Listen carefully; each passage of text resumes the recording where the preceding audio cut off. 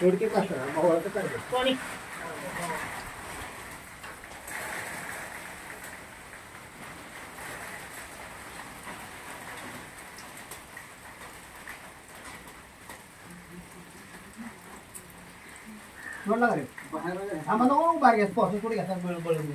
इथेच घ्या का कडला 1 मिनिट फक्त झाले का हा बापू तू जागा इकडे मागे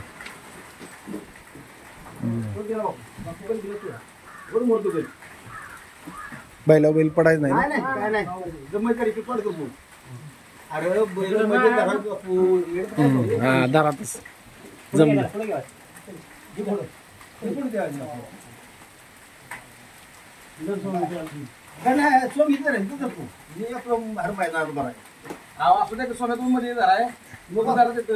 तुम्ही दारा की असू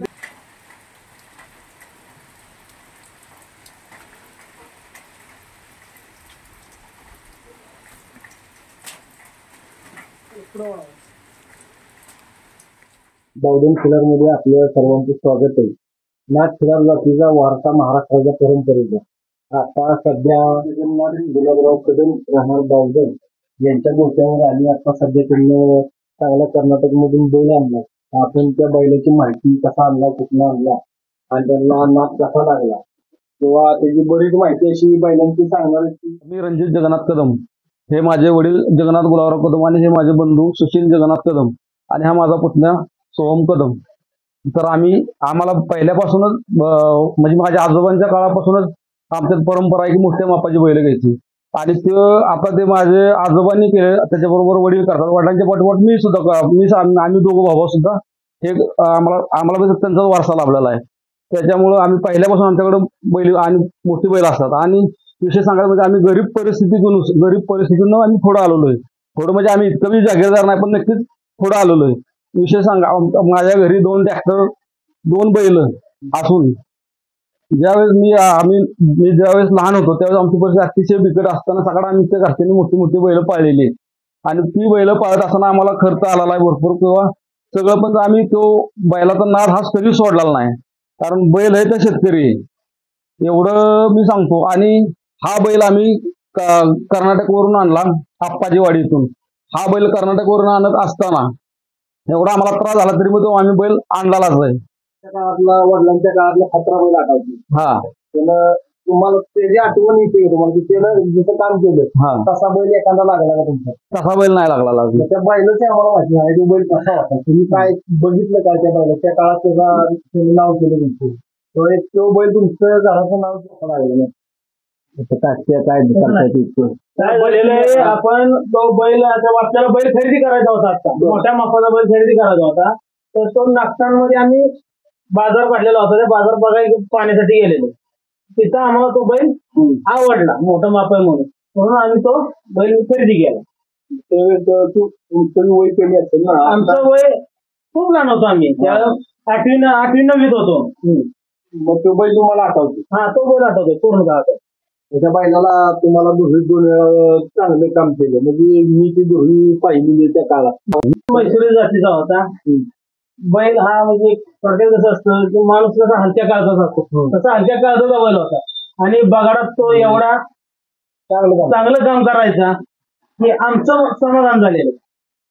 साधारण त्या बैलाचं फोटो विकत काळातला असतं तुमच्याकडे आठवण, त्याची आठवण फ्रेम वगैरे बनवून आपण घरात ठेवलेली त्या बैलाची. तसा बैल नाही लागला. ही बैल त्या मापाची. आता हे बैल किंवा बैलाची आठवण करून घेतो.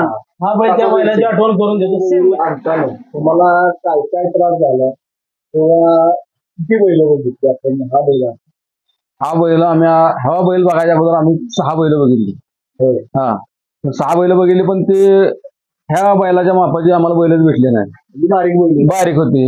तर मग ते कबुरे म्हणून त्यांनी आम्हाला सांगितलं की तुम्ही या इकडं, मी तुम्हाला दाखवतो बैल तिकडं. ते आप्पाजी वाडी त्यांनी आम्हाला पाठवलं. मग हा बैल आम्हाला पसंत पडला. हा तिथं जो पण बघितलेला आम्ही. आता मग तुम्ही सांगितलं त्या काळात जी परिस्थिती आर्थिक परिस्थिती नव्हती. हा, ती बैल चांगली होती. मग आता तेव्हा चांगली होती का आता चांगली परिस्थिती? का नाही बैल नाही बैल तेव्हा बी बैल चांगली तर आता बी चांगलीच आहे, पण तसली बैल आता नाहीत, त्या कामाची बैल आता नाहीत. होती त्यामुळे बैल चांगली हा. राहत आणि खाद्य बी चांगल्या पद्धतीने भेटत होतं. हो आता बैलाला कामच नाहीत ना काय. आणि काय बी नाही हा. हत्ती हत्ती होते यांच्या काळात. हो म्हणजे काय आपण आणलेला आता हा बैल आणलेला रविवारी बेंदूर हा लेख वाटून आमच्या भाऊ सुतक होत सुतक असल्यामुळं तुझा बेंदूर रविवारी म्हणजे अजून जे काही केले गावात 10 दिवसांनी सुतक पाळलं जातं. त्याचं एक उदाहरण असते की आता 19 तारखेला बेंदूर झाला, काही त्यांना सुतक आल्यामुळे गावाकडे अजून हे पाळले जातं.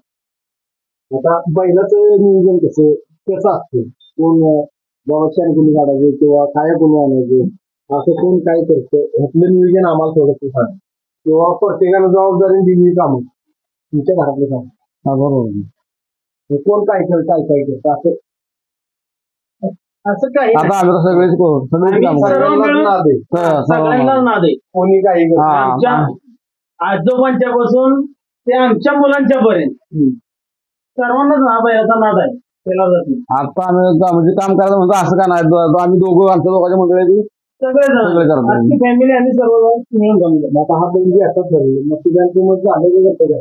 हा तिघांचं मत झालं, आम्ही तिघ जण बघायला गेलतो बैल तिकडे, तिघांचं मत झालं आणि मग बैल घातलं. त्याच्यासमोरची घटना आहे ती.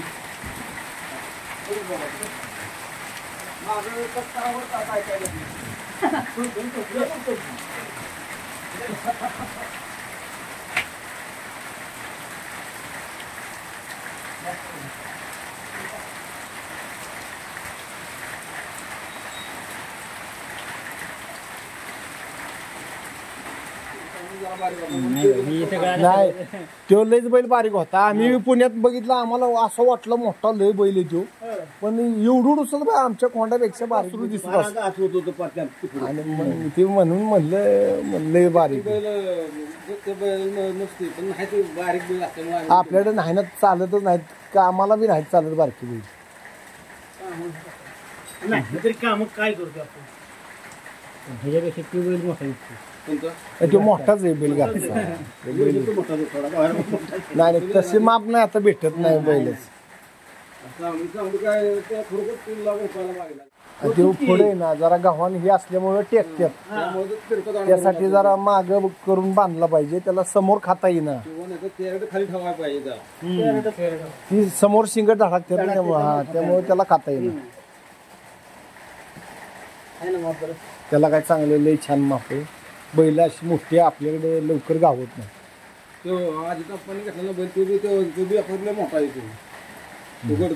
तो सर्विस व्यापारी खाल्ल्या भागातली.